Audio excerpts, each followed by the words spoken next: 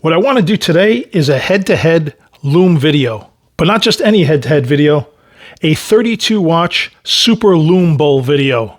I'm going to pit 32 watches head-to-head and see who is the champion. If this sounds interesting to you, stick around, but please take a second to like and subscribe to the channel because this is going to be part one of a series of videos. So first are the rules. I'm going to have 32 watches in a standard playoff format. I'm going to seed these watches from 1 to 32. I'm going to seed these watches based on the price that I paid for these watches. So the most expensive watch is going to be in the number 1 seed, where the least expensive watch is going to be at the 32 seed. Now, I'm not going to spend a lot of time on each individual watch, otherwise this video will run too long. So what I will do is I will leave a link in the description and in the comments where you can find additional information on each of these watches. I'm also going to break down the first round into 2 separate videos. I will have 16 watches go head-to-head in this video, and then I'll have another 16 watches going head-to-head in video number 2. I will do a 10-minute hyperspeed lapse time recording of each pair of watches to see who comes out on top. Now, even though I'm ranking these watches from the most expensive to the least expensive, I'm not going to share pricing because prices do fluctuate. For example, the number 1 seed is going to be the Spinnaker 50 Fathoms No Apparitions watch. Now, this watch was $450, but they're discontinued. Now you can find them anywhere from $650 to over $1,200. On the other end of the spectrum, this Casio MR200H I bought for $21 on Amazon, but you could get this now for as little as $15. So that's why I'm not going to share prices, because prices can change. They will fluctuate. So let's look at the matchups for round 1. As I said, we have the Spinnaker 50 Fathoms No Apparitions watch. I put this optional beads of rice bracelet on it. Normally it comes with either a leather strap or a purple rubber strap. At number 32, we have the Casio MRW 200H. In the second seed, we have a Long Island watch, Islander Calabro. And by the way, most of these watches are automatics, whether they be a Miyota movement, a Seiko NH movement. I have a few quartz watches. I have a few Mecha quartz watches, as well as some solar quartz watches. At the 31st spot is the North Edge Mach solar powered watch. At number 3, we have the Spinnaker Haas Islander watch collaboration. At number 30 is the Cadisen quartz Saturn style watch. In the 4th seed, we have the Spinnaker Haas Skyline. And I paid the same price for all 3 of these Spinnaker Haas collabs. Going up against, in the 29th spot, the ever-popular Pagani design Mecha Quartz Chrono. At number 5, we have the Spinnaker Lighthouse. Going against, in the 28th seed, the Steeldive SD 1993 with the ice blue dial. In the 6th seed, we have the San Martin SN0116 with the rainbow sapphire bezel. Going against the 27th seed, the Tandorio Serica style homage. At number 7, we have the San Martin SN109 with the Coke bezel. Going up against, at the 26th seed, the Steeldive SD 1970 Captain Willard. And I switched out the bracelet for this green leather strap.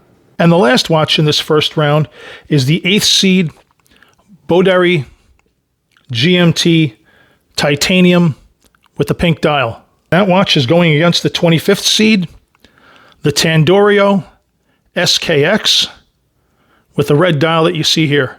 So those are going to be our matchups for the first half of round 1. So let's get started. Now, for some of these matchups, I really don't see much of a competition, like these 2 right here, but just the same, we'll see how they do. I will light them both up with a UV torch for a few seconds, and then run them for 10 minutes under hyperlapse speed.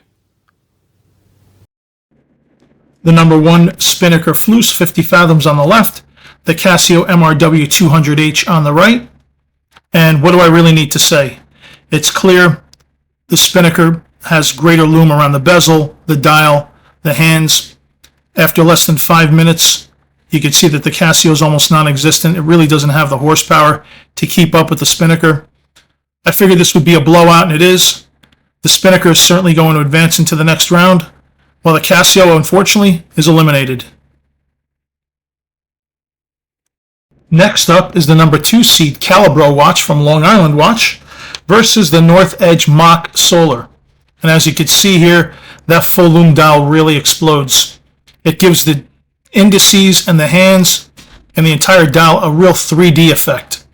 Whereas you can see on the Mach, the hands light up and they do a respectable job of holding up, but you don't see anything else on the dial or the bezel or anywhere else. So in this one, you got to give it to the Calabro for the win, and the North Edge Mach is eliminated. Third up is another Long Island watch and another Spinnaker. This is a collaboration, the Spinnaker Haas Island, matched up against the Cadisen Saturn Homage.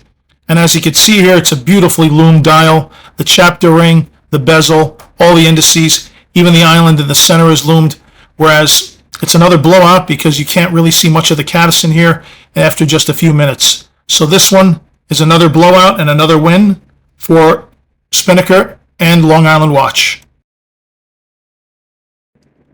Next is the Spinnaker Haas Skyline, another Long Island Watch collaboration, up against the always popular Pagani design Panda. And as you can see, it's clear, the more money you spend on a watch, the better lume you get. If you look at the dial on the Spinnaker, it just explodes.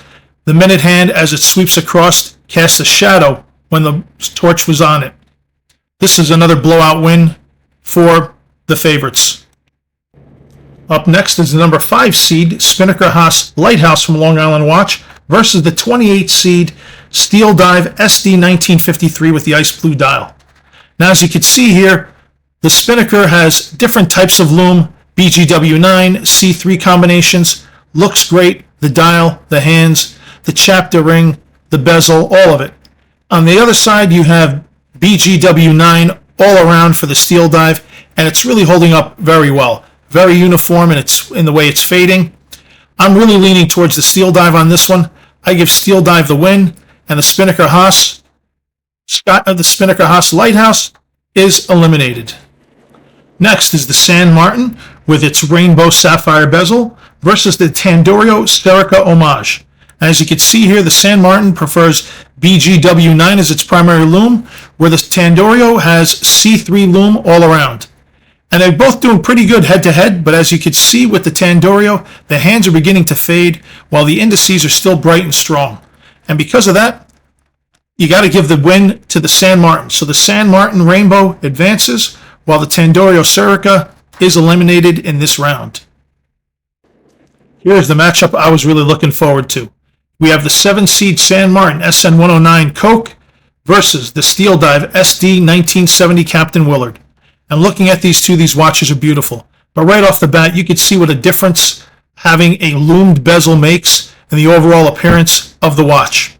However, the San Martin with its C3 lume is bright and strong, as is the Steeldive with its C3 dial and BGW9 bezel.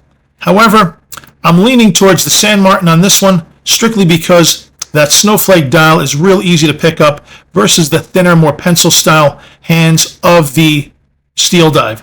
So, the San Martin advances to the next round, and the Steeldive is eliminated.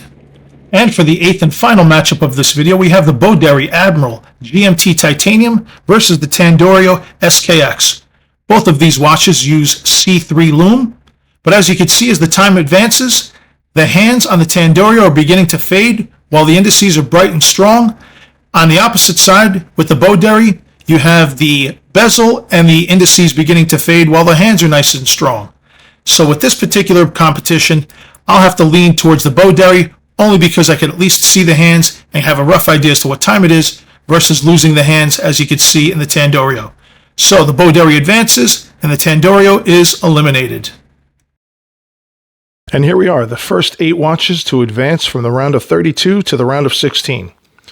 We have the Spinnaker 50 Fathoms, the Islander Calabro, the Islander Island Watch, the Islander Skyline Watch, the big upset in my opinion, the Steeldive SD 1953 in blue, the San Martin Rainbow, the San Martin Coke GMT, and the Boderry Titanium GMT. Now this video is purely for fun. I'm not suggesting you buy a watch based solely on Lume. There are a lot of other important factors to consider: the price, the build quality, the materials, the movement, etc. Now I will try to leave links for all these watches in the description and in the comments so you can find more information about them, what their current pricing is, where you could get them. This Spinnaker, for example, this is going to be very difficult to find because it's no longer available, so you might have to overpay for something like this on secondary markets. However, I will leave a link to the Spinnaker website because there are some great Father's Day deals going around. You could get a Spinnaker Fleuss, not this Spinnaker Fleuss, but a Spinnaker Fleuss for under $200.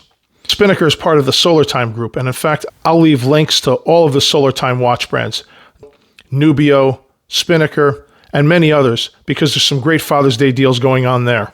I hope you enjoyed this video. Please don't forget to subscribe to the channel and hit that notification button so you can see the second half of round 1, along with the quarterfinals, semifinals, and the finals. Also hit that like button if you found this video as fun as I did. Thanks very much for watching.